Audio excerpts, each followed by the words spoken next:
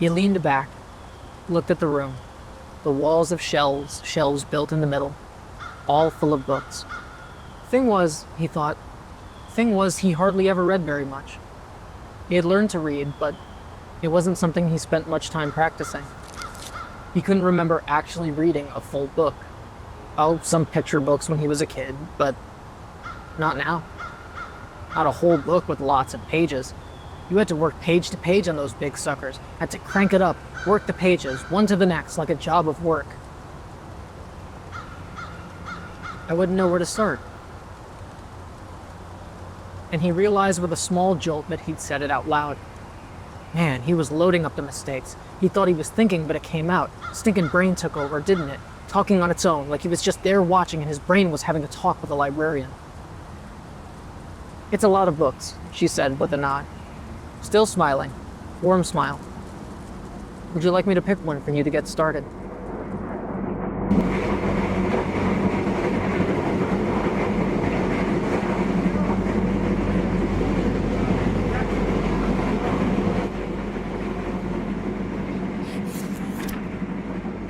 The Incredibles is a 2004 animated superhero movie about a family of folks with powers, and a tight little thematic piece about legacy, about relevance and celebrity, and about the commodification of morality through the streamlining of what it means to wield power with responsibility. Though, as an 8-year-old, this movie was about super strength, and super speed, and super stretchiness, super disappearing, and super becoming the devil?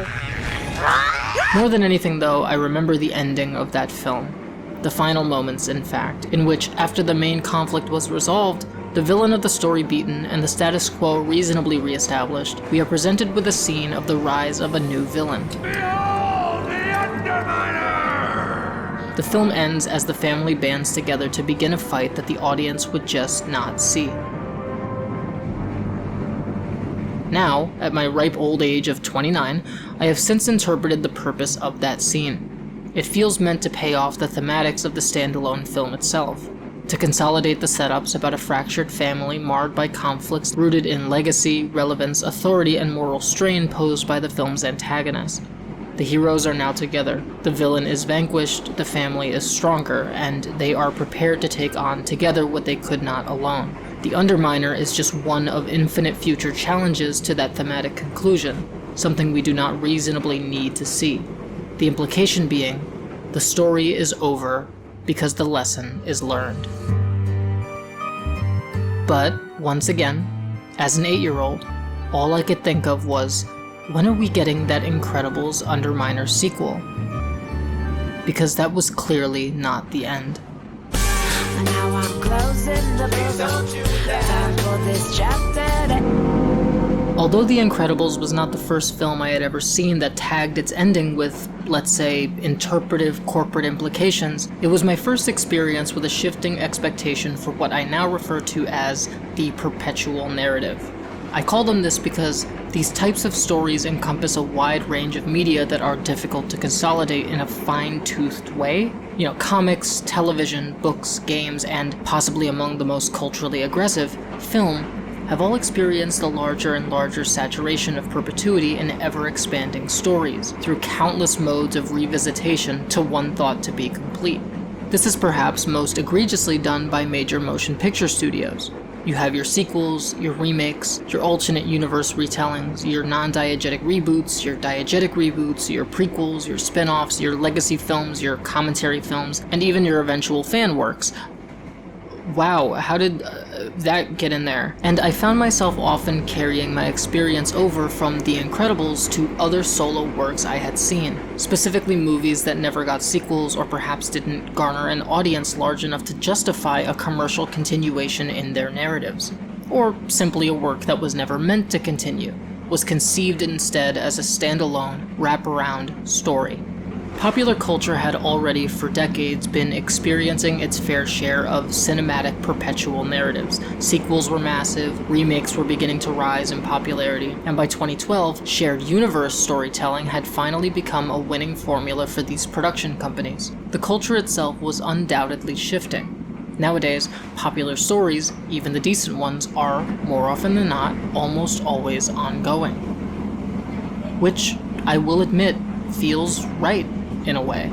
I often speak on art as an approximation of our lives, and obviously as we grow or change or learn or even stay the same, we frequently end up having more to say than we did initially.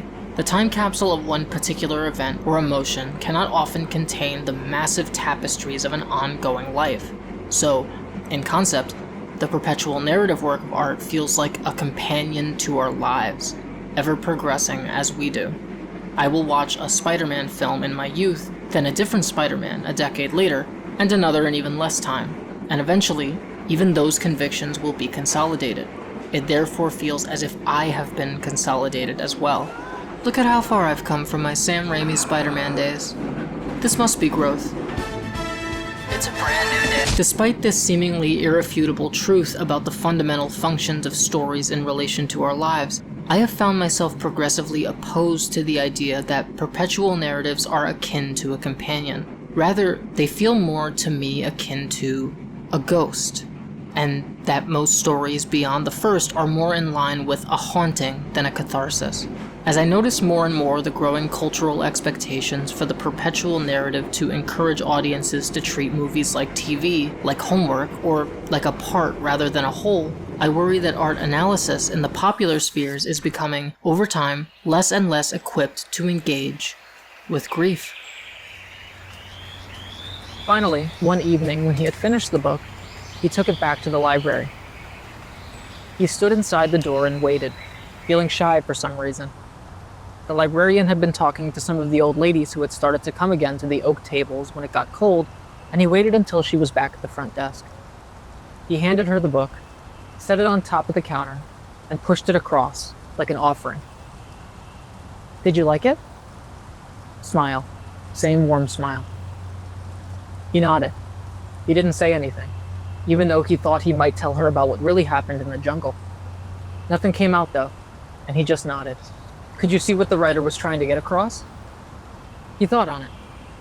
Wasn't sure if he really did. Started to nod and instead opened his mouth, but stopped before the words came out. She waited for him to continue with the same patient smile. The words made pictures in my brain. He wrote about jungles and I could see them. I've seen jungles, and when he talked about how green they were, I could see them again in my brain. And the ocean. So blue, and monkeys, but they're mean, and pythons eat them, and mangoes just fall on the ground. You don't need to climb to get them, and then the juice runs down your chin when you bite into them, and there were rotten bodies of dead enemy soldiers in the jungle, the real jungle that I saw, not the one that he wrote about. He wound down. Stopped. Thought, oh my god, what am I doing? Talking like this to a grown-up. Rattling on like a broken record. Am I doing this? She couldn't know these things, couldn't possibly understand what I'm trying to tell her. She probably thinks I'm crazy. I went too far. She'll tell me to leave now. Instead, she nodded, hesitated for what seemed the longest time to him, then asked, was all of that in the book?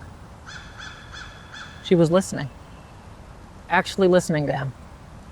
He shook his head. Not exactly, but the book made me think of things I'd seen when I was a kid in Manila. It was like an opening. Like the book opened my brain to let it see other word pictures somehow. He heard her make a small sound, a soft but sudden breath, and he saw her lower lip quiver a tiny bit, and she bit it with her front teeth to stop the quivering. Her eyes misted, and he thought, God, she's gonna cry. But she didn't. Not quite. Instead, she nodded again, and in a soft voice, almost a whisper, she said, "Isn't that wonderful?"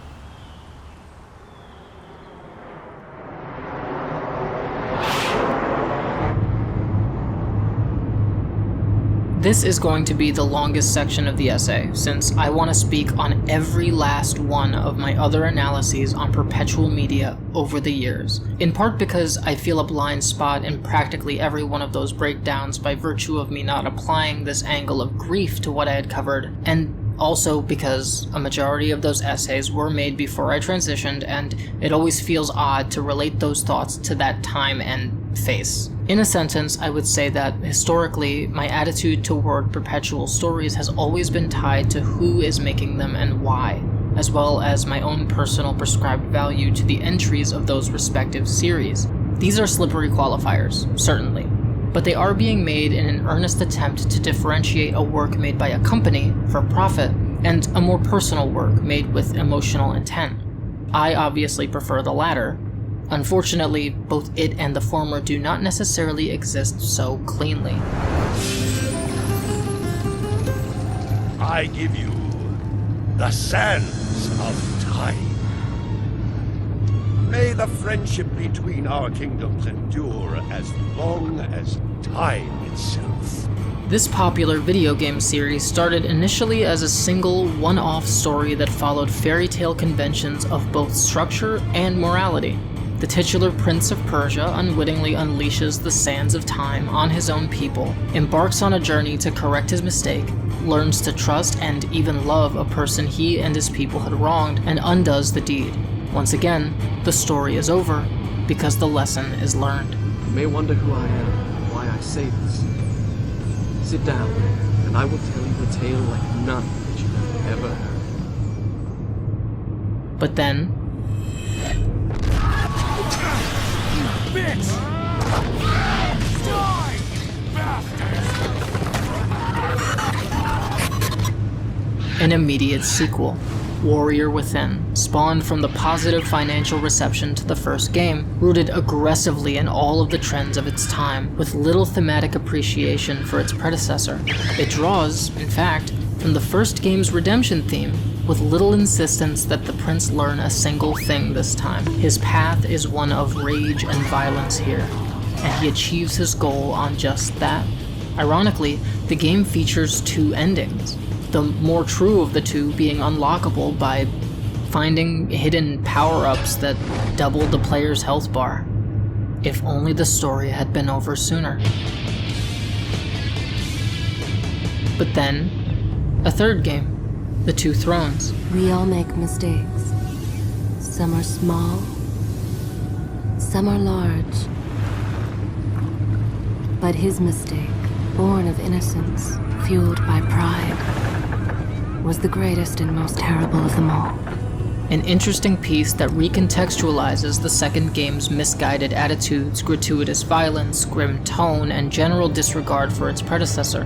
It felt like a response to the chasing of a trend, using its narrative to find more meaningful themes in the mess.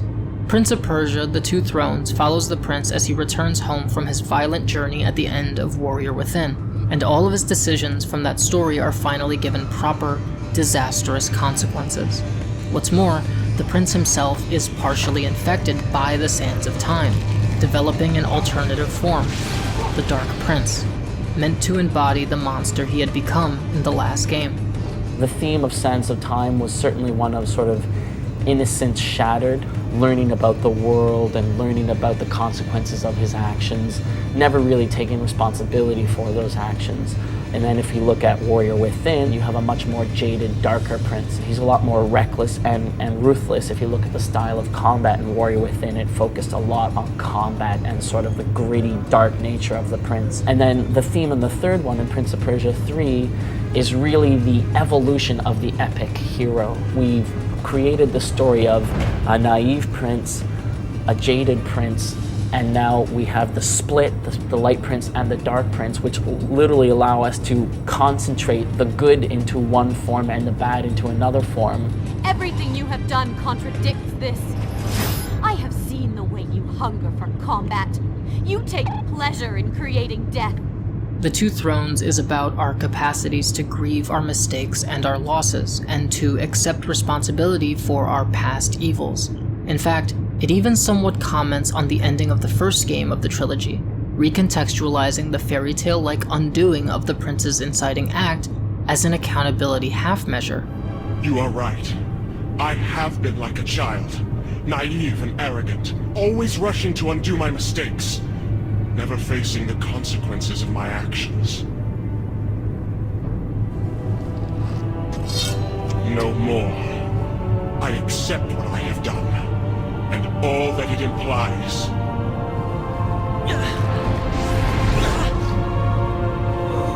What is this? You have no water? How did you... You hold no power over me now. Be gone. Retreat to whatever dark hole spawned you, and do not trouble me again. Without the drop in quality of the second story, this thoughtful third one could not exist to say more of note. But the third one only feels it must exist because the first was not left alone. In any case, the story is over because the lesson is learned. Most people think time is like a river that flows swift and sure in one direction. But I have seen the face of time, and I can tell you, they are wrong. Time is an ocean in a storm. You may wonder who I really am, and why I say this. Come, and I will tell you a tale like none you have ever heard. One of dozens of slasher franchises that achieve such intense cult popularity, Friday the 13th sequels were only ever expected by Paramount Pictures and eventually New Line Cinema. With each installment, the formula remained consistent, and the only true points of differentiation between entries came down to the text. Oh, this is the one with Jason's mom. This is the one where Jason wears the sack. This is the 3D one. This is the one where Jason dies. This is the copycat killer one. This is the best slasher movie ever made. Jason Lives is the 6th entry in an otherwise flat perpetual narrative. The film beautifully just shows up in 1986, 2 films after its titular villain, Mr. 13th himself, is killed off, in an installment literally called The Final Chapter. And the writers simply hit him with lightning and bring him back to life as a zombie. That 8-year-old who wanted an incredible sequel could not have been screaming hell fucking yeah any louder. And I kind of looked at it and said, well, if we're gonna do a 6th one, I feel like I can't do it dead seriously. It just felt like it needed to have some bit of a wink at the whole series. So I tried to say to the producer, Frank Mancuso, can I make this humorous? And he said, well, as long as you don't make fun of Jason, because Jason's got to be fearful. I said, absolutely not. That's part of why it would work, is because we know he's serious, and yet these other characters are sort of treating him like, oh yeah, this was a myth, this was a legend. And I'm gonna give it to you straight about Jason. His body was never recovered from the lake after he drowned. And if you listen to the old timers in town, they'll tell you he's still out there. Some sort of demented creature. The film is, by all intents and purposes, a standard Friday outing. It's violent, it's raunchy, and it has its memorable moments of humor and imagery, but the new inclusion of an undead, unstoppable Jason Voorhees proceeds to, intentionally or not, speak on the nature of the perpetual studio film, of the refusal to end, and therefore grieve a story, by likening these revisitations to a form of folklore. The final shots of Jason Lives call back to the series' first installment. What was once only an implication of the specters of a mother's grief informing violence, portrayed fittingly as a campfire story, is now personified. Jason is really down there, in the lake, and he cannot die because the audience will not let him. The series would spawn 5 more sequels and a remake before finally being too stuck in disputes across multiple rights holders to be able to continue. And yet, the lasting impression of its 6th installment reminds us of the terrifying powers of an industry to create life after death, new chapters after its final one. The story is over. But is it really?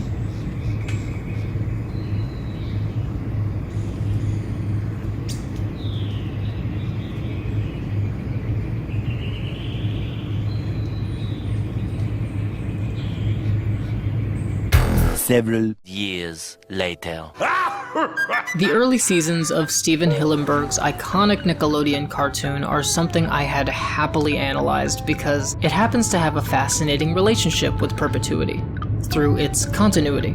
SpongeBob SquarePants is a 26-year-old show, and yet its relationship to narrative continuation is that it does not linearly continue.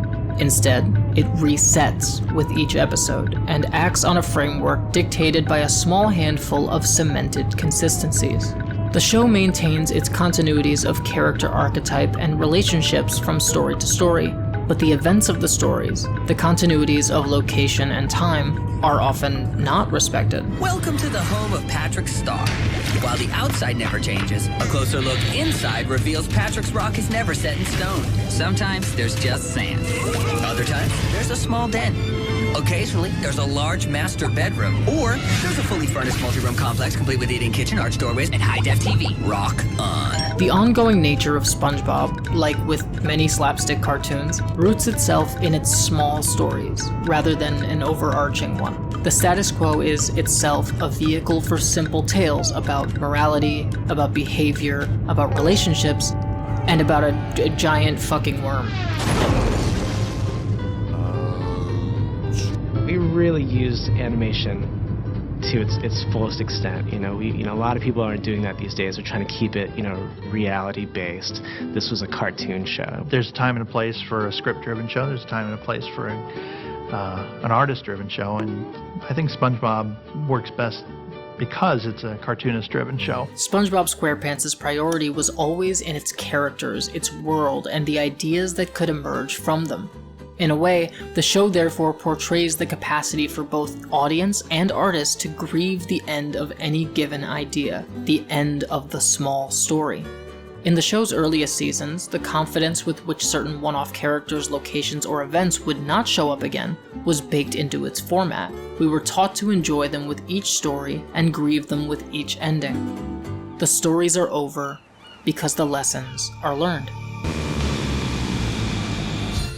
It is fairly difficult to find a more harrowing example of a perpetual story that has been at odds with the artist who conceived it, the culture it helped grow, and the audience than New Line Cinema's A Nightmare on Elm Street. The first film of the series was intended by its creator and director Wes Craven to be the only film of its world, but Elm Street had too much potential to become a recognizable brand. It had its hooks, its distinct visual identity, its premise, its iconic antagonist, and was by all means destined to be more than one story. That's at least what I assume Robert Shea, producer at New Line Cinema, saw in the movie.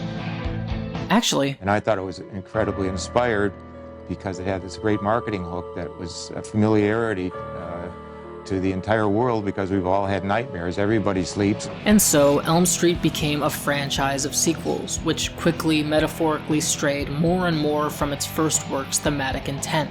By its sixth installment, Freddy's Dead, The Final Nightmare, once the culture and audience had their fill of the Springwood slasher, the series was guaranteed an official conclusion. The producers and marketing team had even held a funeral for Freddy to promote his swan song. Is there any chance he's going to be coming back? No. No.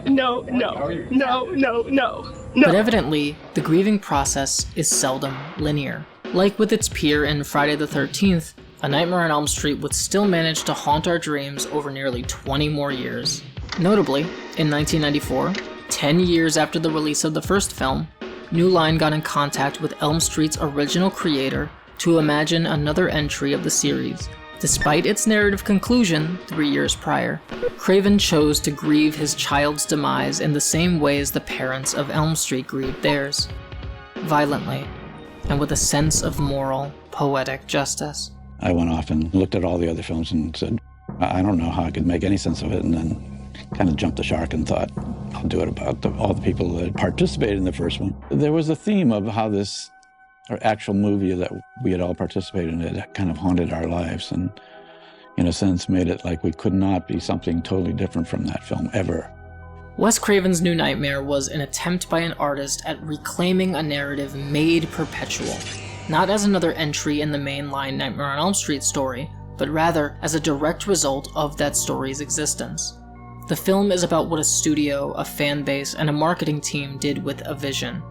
And it is so hilariously overt about this fact that it casts its legacy actors as themselves. Robert Shea is in the movie and he plays himself, the head producer of New Line Cinema, pitching a sequel to A Nightmare on Elm Street. Like with Jason Lives, New Nightmare is uniquely thematically about perpetual storytelling, where the former covers the folkloric potential for stories with no choice but to exist. The latter is about the reluctant necessity of that folklore.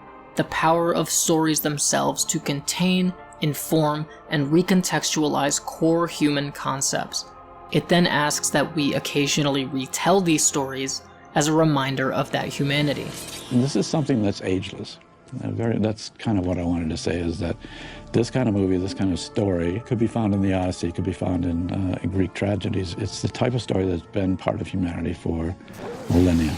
Wes Craven's New Nightmare is fantastic, and once again, like with the third Prince of Persia game in its trilogy, lives in the uncomfortable space of being fantastic while requiring the existence of the questionable works it draws from in order to itself exist.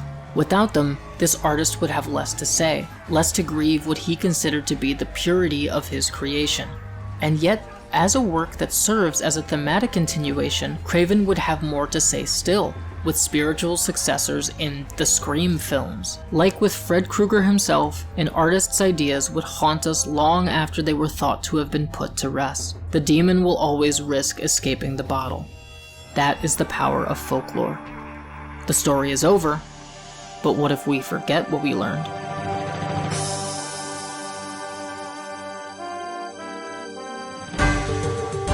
In the fictional kingdoms of Misthalin, Asgarnia, and Kandarin, narrative is optional. So why is the MMORPG that they're set in, RuneScape, being included in my dissection of perpetual stories?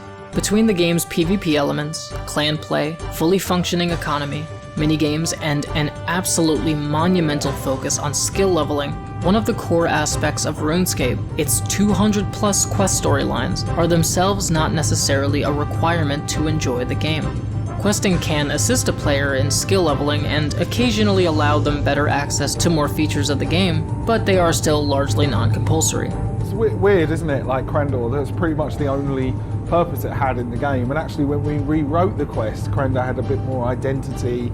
The idea of, you know, like Elvar, like ruling the skies and toasting all the boats, and it's pretty full-on stuff, really. It's quite an epic. It was our most epic story, I think, in the early days, wasn't it? But it was also probably one of the earliest places that we were seeding ideas like the Stone of Jazz, these really big story ideas that we had even back then. The perpetual narrative value of RuneScape is uniquely entirely contingent on whether the player chooses to engage with it at all. And if they do, the game very quickly becomes one of the strangest stories I have personally ever seen. Some quest storylines have sequels. Crossovers between characters from varying quests happen often, and many of the stories are even narratively contradictory due to being written by various writers. If a player makes the commitment to do all of RuneScape's quests with this in mind, then the morality of the adventurer, the player character, becomes undeniably chaotic. They have done everything, contradicted themselves constantly, been virtuous and malicious, good and evil, passive and aggressive, and were rewarded, at the end, the celebratory quest cape, an item that serves to signal to all the other players that they are in the presence of a very silly person. Yes, RuneScape's story does technically end, and does so in such a way that feels akin to a warning to the detractors of perpetual storytelling, highlighting the potential for us to lose ourselves in an endless pursuit of completion. In this way, the quest cape feels, perversely, like an item of grief. The story is over. But what the f did we even learn? Hey. Yeah? You ever wonder why we're here? Throughout its 20-year history, Rooster Teeth's flagship web series Red vs. Blue, a machinima project about two color-coded armies fighting over the least desirable piece of real estate in the galaxy, has offered more than one lens on the perpetual narrative, acknowledging that it had always had the potential to be one, while offering to its audience the option of endings. When writing Red vs. Blue, you know, there was points in time I felt 5 years was a long time for that show. So we always had a philosophy. I always wanted to make it so that people had jumping off points in the story. Like, if you want to jump off here, I just think that's an honest way to tell stories over a long period of time. One could realistically stop watching RVB after seasons 5, 6, 8, 10, 13, 14, 15, 17, or 18, and still walk away with some degree of closure. For the audience, the opportunity to grieve a piece of art is ever present in this format of presentation. And yet, on the side of the artist, much like one of the main antagonists of the show, letting go is still difficult when you have the resources to say and do more. Season 9 of the series in particular feels very much thematically like a final chapter or a Freddy's Dead, finally having the courage to acknowledge an artist's capacity to want for an ending. You know, it took a couple versions of me to understand it, but I think sometimes you just gotta let go. And if you do, the things you let go sometimes come back on their own. They did today. Yet, Season 9 is the first half of a 2-part saga, and therefore ends with the character who achieved this absolution being forced into another incomplete story, just to regress and then relearn that lesson all over again, before finally allowing the narrative to cease. I thought we came all this way to kill him. Church, remember what you learned in the memory unit? You need to let go. Your past doesn't define who you are. It just gives you the starting point for who you're going to be. Red vs. Blue has varying relationships to its fans based on the narrative options it provides them. I consider Season 13, the conclusion to what they refer to as the Chorus Trilogy, to be my own personal jumping off point for the show, but I know of countless people who continued with it after that arc concluded, and some, better still, who disengaged at the end of its first ever arc, the Blood Gulch Chronicles. Discussion of RVB fundamentally changes from person to person as a result of it providing its audience the agency to choose when they are ready to grieve. Red vs. Blue has officially ended as of 2024 with the release of its 19th season, Restoration, and following the shutdown of Rooster Teeth Productions. With this final season included, the show now gives its viewers 10 separate opportunities to let go. The story is over when we feel we have learned enough. Every time I'm at a premiere, up to this point, I've had 3 other movies in my head knowing where we were heading, that they were all chapters in the overall story that we were eventually going to bring to a conclusion. Tonight, we bring it to a conclusion. Tonight, I feel like I've actually finished the big, long, giant story that we started nearly 12 years ago with the first Iron Man films. We know the story of dozens of superpowered individuals all facing separate, increasingly more powerful villainous threats, with occasional narratives of overlap, massive event films that raise the bar for merchandising opportunities with each installment. And we know how that story ends, and then continues, and will do so indefinitely in the name of profit incentive disguised as art. This multi-million-dollar franchise, distributed by the biggest media monopoly in the world, employs practically every form and consequence of perpetuity I've discussed thus far in this essay. Narrative and thematic retconning for the sake of cleaning up less desirable stories past, the folkloric status associated with works of longevity, the necessity of the status quo to ensure that longevity, the attempt to self-critically skewer a culture the previous works had created, the loss of metaphorical cohesion over time, and the unspoken option of at least one true jumping off point. Everybody wants a happy ending, right? But it doesn't always roll that way. This time travel thing that we're going to try and pull off tomorrow, it's got me scratching my head about the survivability of it. That's the thing. And again, that's the hero gig. Part of the journey is the end. And as we were working on Endgame, we realized that the true end had to be Spider-Man Far From Home. The MCU is a series of studio films that is petrified by the concept of grief, despite what they may try to say in their narratives on that very subject. The end of this series, for them, potentially means the loss of billions of dollars of future revenue. And so, like Jason Lives before it, it must be kept alive, despite its death having spiritually occurred nearly half a decade ago now. The story is never over, despite the fact that there is little left to learn, if there ever was anything.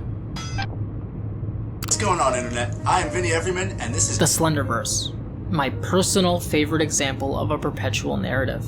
Beginning as a handful of photoshopped images on a forum, the concept of the internet boogeyman, the Slender Man, quickly spun off into a series of found footage-style vlogs, written blogs, social media platform use, and other various online multimedia avenues containing hundreds of individual stories by an equal number of artists, many of which are at times in collaboration with one another. The Slenderverse is phenomenal by virtue of its accessibility in creative tools, its insistence on expression over profit, its allure to independent artists, and its disregard for convention, consistency, or continuity.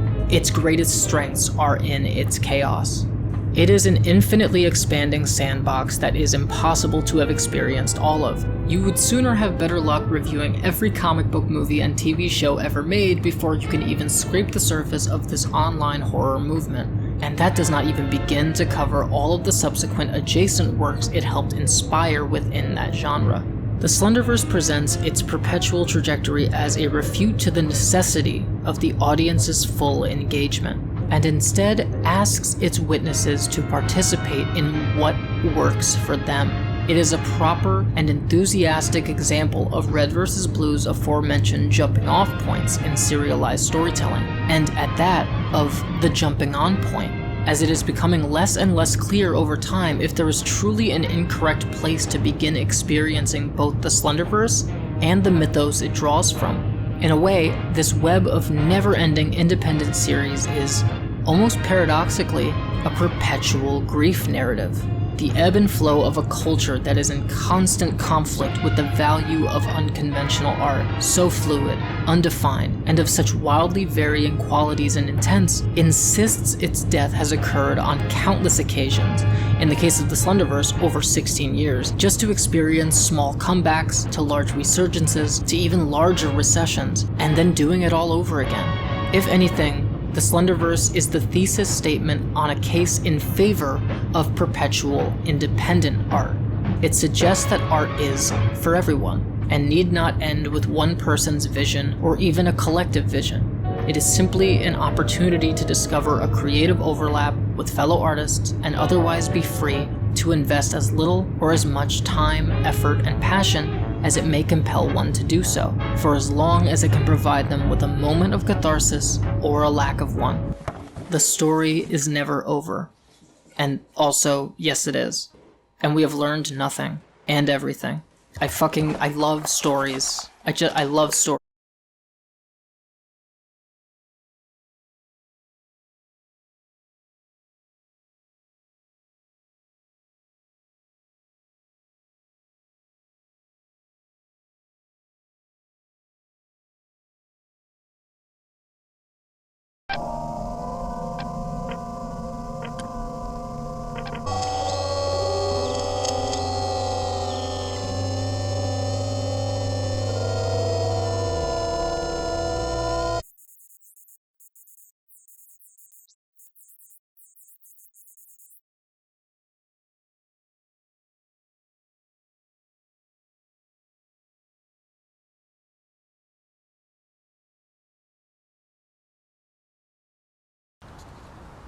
Okay. Go ahead and read your fucking pages, lady. Get your ass wet again. This girl's ass is wet. Yeah. I'm jumping. Let's go. Let's do it. Come on, baby.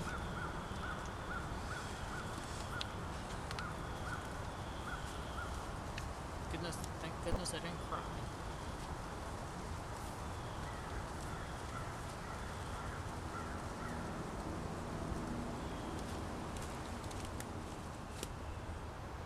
When he returned the next book, she could tell he was a little troubled, and she asked what he was thinking. He hadn't meant to, but he found himself telling her about how the book had made some brain pictures come out of compartments that he didn't always want out in the open. He told her how he'd lived in Manila for 3 years when he was a kid, and had seen things that he hadn't talked about. What kind of things? Dust, he said. Heat and dust and noise. Terrible noise. I heard gunfire almost every night in Manila when the machine guns would start firing. So fast it was like a giant piece of cloth being ripped. Must have been the same at the Little Bighorn. And for a moment he thought she was going to ask another question, push him to talk when he didn't like talking. But instead she reached under the countertop and brought out a pocket notebook, which she set in front of him. Then she reached down again and came up with a brand new yellow No. 2 wooden pencil. She put it in the sharpener and cranked the handle and then set the sharpened pencil on the notebook and looked at him. What's this? It's for you. For school? He started to suspect a gimmick again, All of this was to get him back in school. They kept catching him and making him come back, but he'd wait until they weren't looking and scratch gravel. Be gone. He wasn't gonna fall for that just because of a nice smile. No thanks. No, she said, shaking her head. It works two ways. You can read and get mind pictures, which is interesting and important. But there's the other thing, the other way. You can see things, do things, learn things on your own, and see if you can write them down to make mind pictures for other people to see, to understand, to know you. In 2010, I made my first movie, a fan film for none other than A Nightmare on Elm Street. No, I'm gonna grab you and you're gonna go, just like shake. Okay. The process of making it was not a disaster, but absolutely a mess.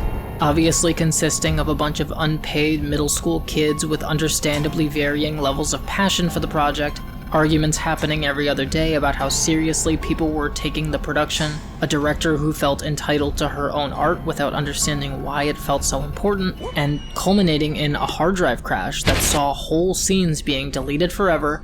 I remember rushing to finish the film's final scenes, just wanting to be done with it. When A Nightmare on Elm Street: Young Blood was finally finished and released in August of 2010, I screened the movie for the cast and some friends, and it was received as a joke. I remember how red in the face I was at each laugh procured from what I thought were the film's serious moments. One of my friends even did a speech at the end of the screening and called it a comedy. It was embarrassing, especially for a teenage girl who wanted her labor to have value in relation to its audience. My final takeaway from the film was that I had fundamentally misunderstood what made A Nightmare on Elm Street so effective to me, and decided it was because fan works just do that. In any case, it was over. I had completed something. The artistic process had led to some kind of catharsis, and I could happily grieve the missteps knowing that was the case. I vowed that I would never again make a fan project, but instead something wholly original, because that must have been the mistake. The end. Lesson learned. In 2012, I was running two projects at once, a Slenderman series called Stan Frederick BTS, and a superhero movie called Timeless Heroes. The former was heavily improvisational as a result of its format, and the story that emerged from that improv was edgy and at times incoherent. The latter was scripted and therefore required planning, locations, and scheduling with actors, also unpaid as these were once again passion projects by a teenager with a camera. Stan Frederick BTS ended with a clean 40 numbered episodes, and Timeless Heroes was eventually cancelled in burnout. I came away with the notion that it was passion that dictated a project's completion, and that there was better still an avenue for an incomplete project to teach me and my audience the value of what one could finish. Grieving their endings, complete or not, felt less intense than the labor that their continuation would require. I felt like I was picking battles, so the end. Lesson learned.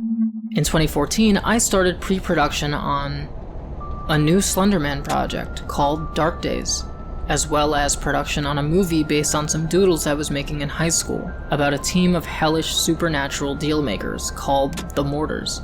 I ended up canceling both projects. Dark Days had 5 episodes released before I realized its scope was outside of my means, and the latter had hit the same walls, only on a much larger scale with it being a major production. What's more, almost poetically, I experienced another major hard drive crash, which left most of Mortars unrecoverable. I released unfinished versions of Dark Days and Mortars like I had with Timeless Heroes, and a year later, after starting college, rebooted Mortars as a series, which I promptly canceled after 2 episodes, realizing that I was close to running into the technical issues of productions past. It was admittedly becoming easier to default to grief. The end. Almost forgot the lesson. In 2016, I announced a sequel series, a soft reboot of sorts to Stan Frederick BTS, entitled The Record of Stan Frederick. Hi. I wanted to take another earnest swing at a character, a story, and a format I'd grown up to want more for. I wasn't prepared to grieve the Slenderverse yet. The series ran for 2 seasons that concluded on my 21st birthday. Wonderfully, the record of Stan Frederick taught me endless technical things about story plotting, setup and payoff, performance, and a much finer approach to theme than I had ever been prepared to engage with before. The end. In 2017, I began making video essays to both make sense of the technical knowledge I was amassing in my college film program and to organize my feelings on art as a whole, as I felt I was finally coming into my own understanding of it that ran counter to how I had experienced it prior. In that time, I began an unofficial series of essays in which I looked back at old projects of mine. I started with sketches I had made when I was in middle school, and I worked my way through the Elm Street fan film, Timeless Heroes, and eventually Mortars. I dissected both the works themselves and my personal takeaways from their missteps, their failures, and their successes. It felt at the time as if the grief was functional, as if I was only bringing them back up to allow the audience in on my process. It was still the end. I just wanted to share the lessons. Now, okay, here's the thing. The 3rd season of The Record of Stan Frederick had been in pre-production just 2 months after the 2nd one had gone public. Despite killing the title character off at the end of season 2 and turning him into an immortal creature that could roam the universe forever, I had felt unsatisfied with what I was trying to say. I did not like the ending. Once again, I could not grieve my relationship with the Slenderverse. I couldn't shake the concept of pure absolution, the comeuppance of a character who did wrong, meeting the proper thematic end beyond life. There was, after all, still a question of legacy, of the damage left in the wake of that character's actions, and the ending of the 2nd season implied to me that accountability is just a matter of eventually doing the right thing, only after enough is lost. It felt selfish. There were still people that were suffering. I refused to grieve for them. I needed, instead, to fix it. Stan Frederick Season 3 would take on a slightly different format and premise, and required a lot more production specifics in order to work as a result. I refused to drop anything from it. These themes were essential, and those intricate scenes therefore necessary. Because of these rigid expectations I had for it, as well as a personal push to not cancel another project, I had become uncomfortably obsessed with an ending about endings, and ironically fell back into a work ethic so toxic it rivaled my approach to my Elm Street fan film. I felt once again entitled to my art as most important, but now with an explanation for why I felt it was. People were watching. I had to get this right. And then, like a rule of threes payoff, the perfect narrative solution to the mess I was making, my hard drive crashed again. A sign from God. Just stop. Do what you did before and release the thing unfinished. Move on with your life. End it. Stan Frederick Season 3 was released 4 years after its production began. In a way, its unfinished presentation of bookended narration by me lent to its theme of accepting incompletion. Finally, I could grieve the Slenderverse properly. In terms of perpetual storytelling, it was yet another accidental thesis statement on the need to be done with something, while insisting that the only way to be done is if you had never started. The end. But what the fuck did I even learn?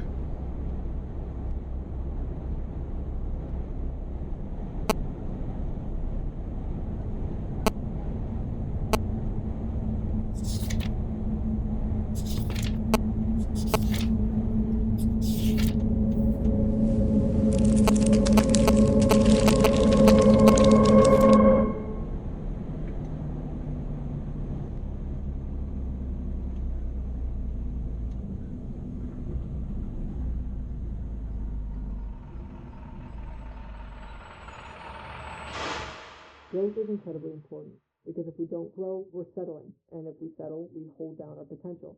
Always find and draw inspiration from the entirety of an artist, not just what you like. Absorb their mistakes and their triumphs, the things that made you think, the attempts, and the... Finally.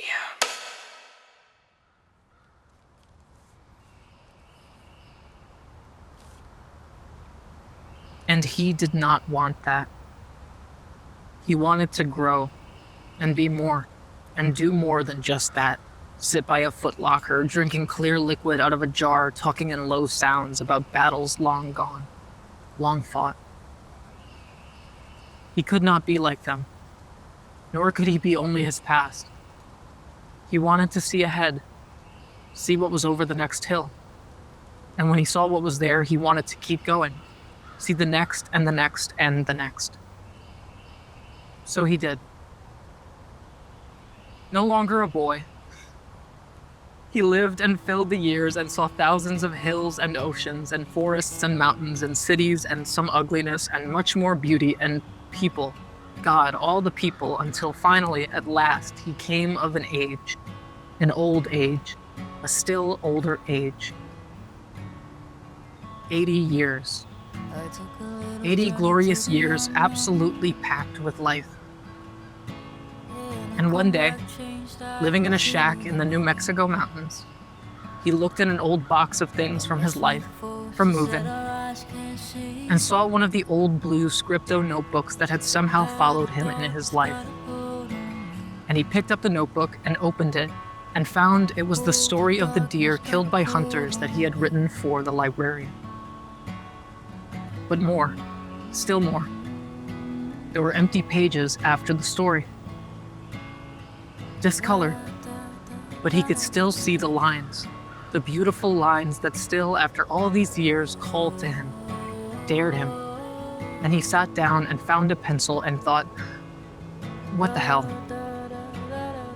Might as well write something down.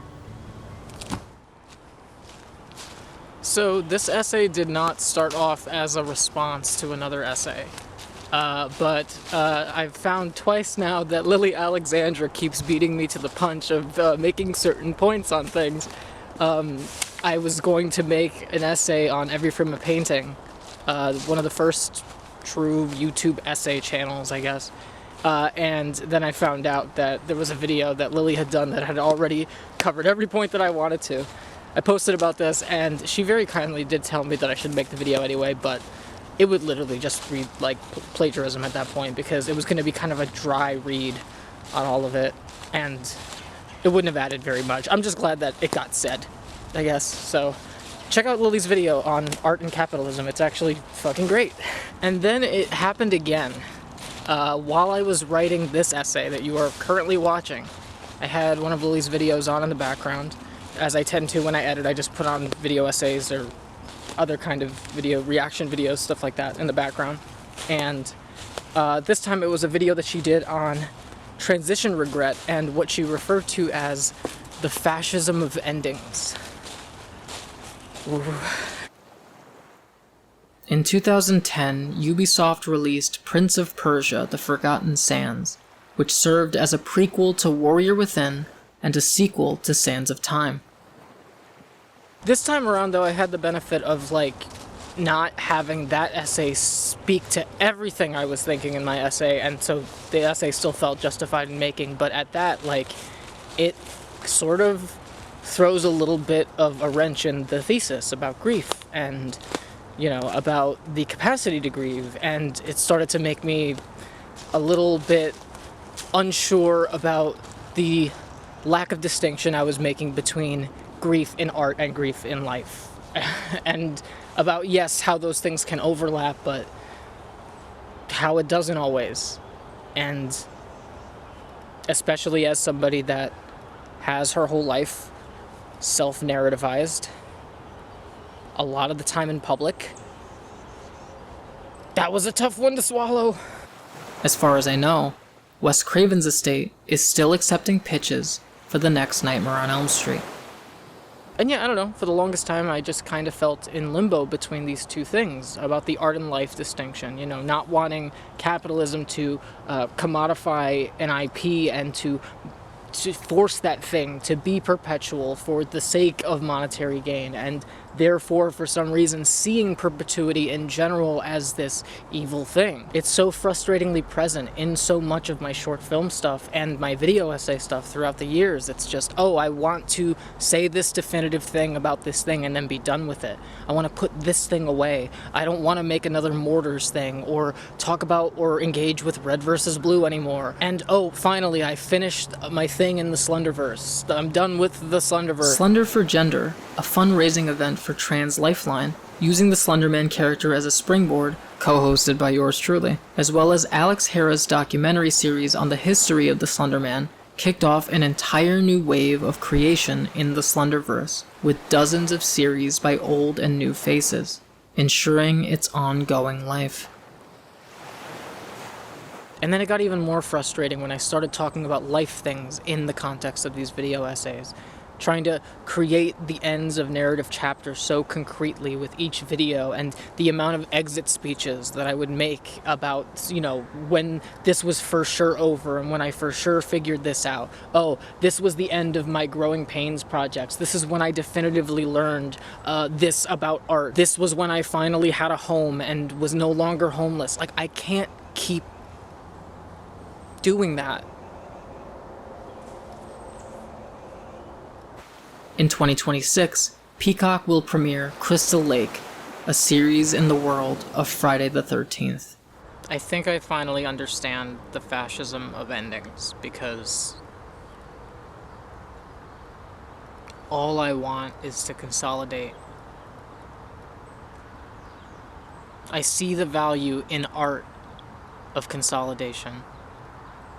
With each individual piece, not like as a whole thing. The thing that studios are doing is the consolidation that I find evil. But the ways in which artists can create things and end them or not end them speaks infinitely to them. My capacity to continue returning to old stuff over and over again, with new things to say, with fresh eyes, with... I have friends that ask me sometimes how and why I don't watch more stuff, and it's like, one piece can speak differently to you your whole life, and I got at least 8 or 9 that I revisit often, so I think I'm set. That's a joke. I promise I do watch new stuff sometimes. The more recent seasons of SpongeBob SquarePants feature characters that were once considered one-offs in their enclosed stories. Truth be told, like, I know there is a part of me that still wants to consolidate, even despite all of this processing. And RuneScape regularly hosts story-driven events, introducing players to new narrative threads every few months or so. The entire journey of making this video essay, I know that the goal of this video essay, whether I was ready to admit it or not, was a form of consolidation. In February of 2024, Bernie Burns reacquired the rights to Rooster Teeth Productions and Red vs. Blue. It's my post-transition catharsis. I get to unlist a bunch of old videos, and I keep trying to find a definitive answer for how art ought to be.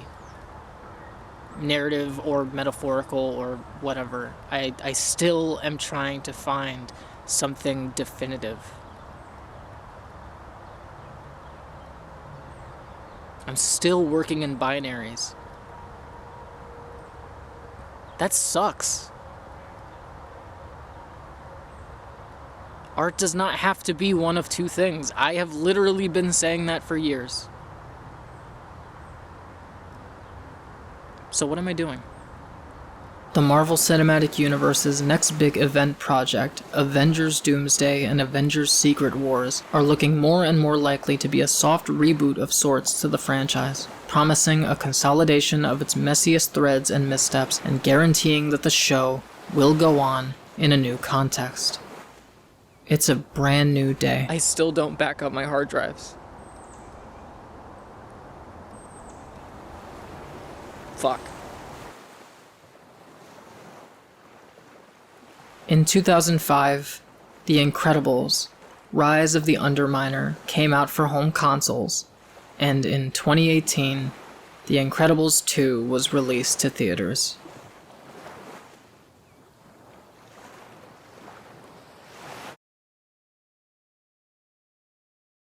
Lately like I'm a maybe. I made a couple people hate me. I'm in a cycle with the leaves. I feel like I've been saving a little room to pick up praying. Been meaning everything I'm saying. I just don't say everything I mean. Now tell me it sounds hard again. I'll pay it forward when I can. 'Cause if those were the easy days, I'll never make it anyways. And how much longer can I take? Let me do my homework late again and again and again. Lately, I spend my time a little strangely. I'm letting everybody change me. I really think they know what's best. If I'm feeling pressure, I'll run the plates on all my exes. I'll make uneducated guesses about the feedback that they left. So tell me it sounds hard again. I'll pay it forward when I can. 'Cause if those were the easy days, I'll never make it anyways. And how much longer can I take? Let me do my homework late again and again and again. I keep stars all lined up in a row, and I like how they glow, like they know I play fair. I wait my turn, and apart from everywhere I go, I've been moving so slightly. I might be about to really learn.